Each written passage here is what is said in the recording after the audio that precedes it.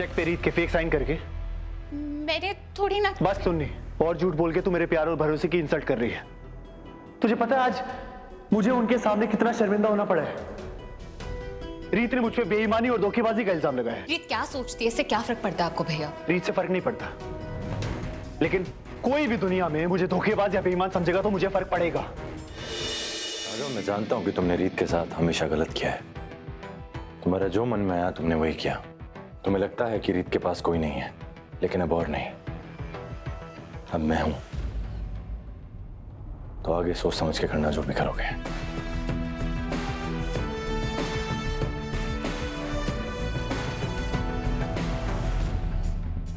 और एक बात मैं भी आपको बता दूं, अब जब आपका मेरी बहन से हर रिश्ता खत्म हो चुका है, उसका भाई हमेशा उसके साथ खड़ा है, उसकी हिफाजत के लिए।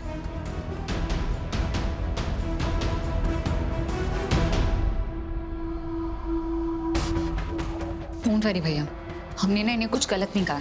इन लोगों को इसी तरीके से ट्रीट करना चाहिए।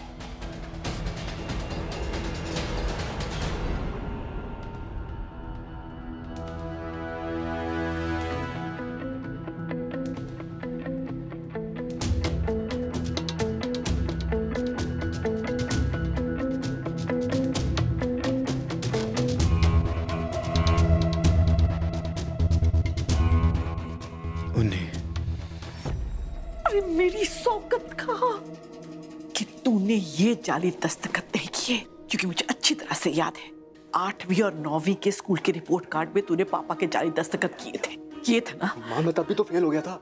मैं आपकी कसम खाता हूँ मैंने ये सब कुछ नहीं किया, मैं जानता ही नहीं हूँ ये। माता रानी का लाख लाख शुक्र है हम बच गए, क्योंकि रीत जो आजकल रूप दिखा रही है, ऐसा लग रहा है कि जैसे वो मर्यादा, वो तमीज जो इसे बांध कर रखती थी, वो सारी जंजीरें इसने तोड़ दी है और अपने मकसद को हासिल करने के लिए वो किसी भी हद को पार कर सकती है। तो क्या करना है, कैसे निपटोगे आप इस रीत के ताकतवर रूप से? फिलहाल कुछ नहीं करना है, बस चुपचाप इस पर नजर रखनी है। कुछ तो मिलेगा हमें वीरेन, कोई भूल कोई चूक होगी इससे, फिर देख लेंगे हम इस रीत को।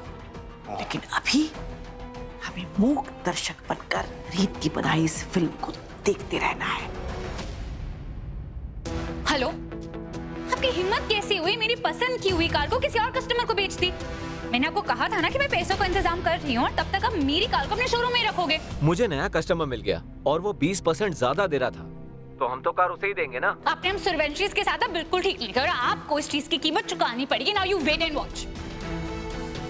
हाँ मिस्टर मैनेजर, मेरा गाँव सूर्यवंशी बात कर रहा हूँ। ये डील आप हमारी तरफ से कैंसिल कर दीजिए। ठीक है सर। भैया मैं संभाल रही थी ना, ये क्यों किया आपने? कैसे? चेक पे रीत के फेक साइन करके। मैंने थोड़ी ना। बस सुननी, और झूठ बोल के तू मेरे प्यार और भरोसे की इंसल्ट कर रही है।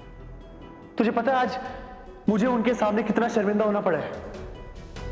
रीत ने मुझ पे बेईमानी और धोखेबाजी का इल्जाम लगाया है। रीत क्या सोचती है, इससे क्या फर्क पड़ता है आपको भैया? रीत से फर्क नहीं पड़ता, लेकिन कोई भी दुनिया में मुझे धोखेबाज या बेईमान समझेगा तो मुझे फर्क पड़ेगा। और धोखेबाजी, बेईमानी, चोरी ये गलत है तो गलत है। फर्स्टली भैया, हमने ना कोई चोरी नहीं की। रीत जिस चीज को अपना कह रही ना वो ऑलरेडी हमारी है, और अगर मैं उसे वापस ले रही हूँ तो उल्टा चोर कोतवाल को ही डांटे। वाह, तुझे ना कुछ भी समझाना इम्पॉसिबल है। तू एक पे एक जुर्म करती जाती है बिना किसी जिम्मेदारी के एहसास के। तू कब बदलेगी उन्नी? आपका यहाँ खड़े खड़े मुझ पे इल्जाम लगाना कितना आसान है ना, क्योंकि माँ ने आपको उस चीज के लिए नहीं तरसाया जिस चीज के लिए मुझे तरसाया। क्योंकि आप अभी भी इस घर के और हमारे बिजनेस के आधे मालिक हो, इसलिए आपके लिए सच्चाई, आदर्शों का लेक्चर देना कितना इजी है। और मेरी जैसे इंसान जिसके पास कुछ भी नहीं है, तो हाँ, मुझे जीने के लिए बेईमानी और धोखा करना ही पड़ेगा ना भैया। तुझे जीने के लिए 1 करोड़ रुपए की जरूरत है।